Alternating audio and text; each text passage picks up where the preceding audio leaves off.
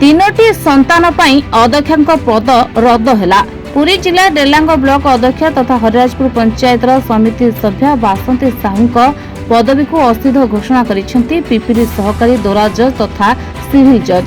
बासंती को तीनोटी संतान थिबा मान्यवर कोर्ट रे प्रमाणित हेबारे मान्यवर कोर्ट समस्त साक्ष्य प्रमाण को भित्ति करी ए आदेश दैछंती। बासंती को तीनोटी संतान थिबा नै रमादेवी राउतराय 2022 मसिया मार्च 25 तारिख रे कोर्ट रे द्वारस्थ होइथिबा बेले आज मान्यवर कोर्ट राय सुनाइछंती।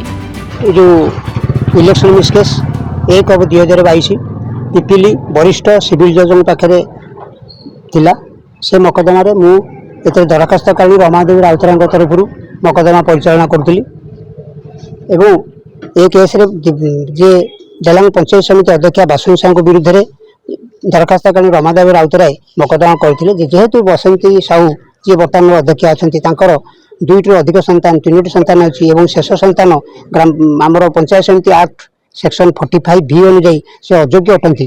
तेणु आज कोर्ट तांकर राय सुनाइले जेहेतु बासुन साहू सेक्शन पंचायत समिति एक्ट सेक्शन 45 बी अनुଯାयी अयोग्य अटंती। तेणु तांकर पंचायत समिति अध्यक्ष पद को रद्द करने सहित हरिराजपुर ग्राम पंचायत समिति सभ्य पद को रद्द कर तत्सहित दरखास्त जेहेतु डेलांग पंचायत समिति अध्यक्ष केवल रमादेवी राउतराय और बासुन साहू निर्वाचन लड़ुले।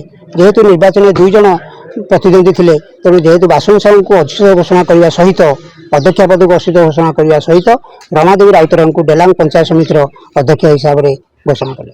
माने आमर ओडिशा पंचायत समिति एक्ट अनुଯାयी 18/4/1995 पर जार 2 अधिक संतान तेणु से आमर पंचायत समिति एक्ट अनुଯାयी से पंचायत समिति सभ्य कि अध्यक्ष रही पारे ना 45 भी अनुଯାयी आईन अनुଯାयी रही। Delang Jayant Kumar setting reporter today.